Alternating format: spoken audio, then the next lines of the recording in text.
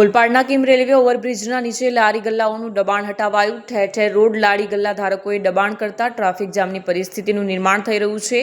મહત્વનું છે કે બજારમાં ખરીદી કરવા આવતા વાહન ચાલકોને પાર્કિંગ માટે પણ જગ્યા ન રહેતી હતી, જેના કારણે ટ્રાફિકનું ભારણ થતું હતું.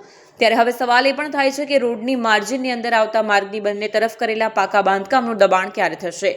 ઓલપાડ તાલુકાનું કિમ ગામ હર હંમેશા ચર્ચામાં રહેતું હોય છે. થોડા સમય પહેલા કિમ રેલવે ઓવરબ્રિજ નીચે કિમ ગામમાં લારી ગલ્લા ધારકોને રોજિંદા ભાડા પર બ્લોક ફાળવી દેવાયા હતા, પરંતુ ત્યારબાદ થોડા સમય બાદ ભાડું બંધ કરી દેવાયું હતું. તો બીજી તરફ બ્રિજના છેવાડાથી લઈ બ્રિજ નીચે સંખ્યાબંધ લારી ગલ્લા ધારકોએ રોડ સુધી દબાણ કરી દીધું હતું, જેના કારણે બજારમાં ખરીદી કરવા આવ્યા વાહન ચાલકોને ભારે વાહન પાર્કિંગની સમસ્યાનો સામનો કરવો પડી રહ્યો હતો. જે જગ્યા પાર્કિંગ માટે ફાળવવામાં આવી હતી એ જગ્યાએ પણ દબાણ કરી દેવાયું હતું. રોજિંદા સવાર સાંજ ખૂબ જ ટ્રાફિકની સમસ્યા ઉદ્ભવી રહી હતી. ત્યારે આજરોજ કિમ ગ્રામ પંચાયત તેમજ માર્ગ મકાનના અધિકારીઓએ કિમ પોલીસને સુરક્ષા વ્યવસ્થાના ભાગ સાથે રાખી સંખ્યાબંધ લારી ગલ્લા ધારકોએ કરેલ દબાણ દૂર કર્યું હતું.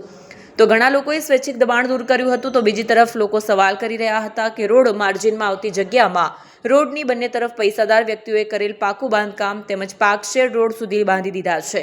તો પૈસાદાર વ્યક્તિઓના દબાણ ક્યારે અને કોણ દૂર કરશે? તે પછી હર હંમેશની જેમ ફક્ત સામાન્ય માણસોને જ કાયદો કાનૂન બતાવશે. જગદીશ ભરવાડ, ન્યૂઝ 14 કિમ.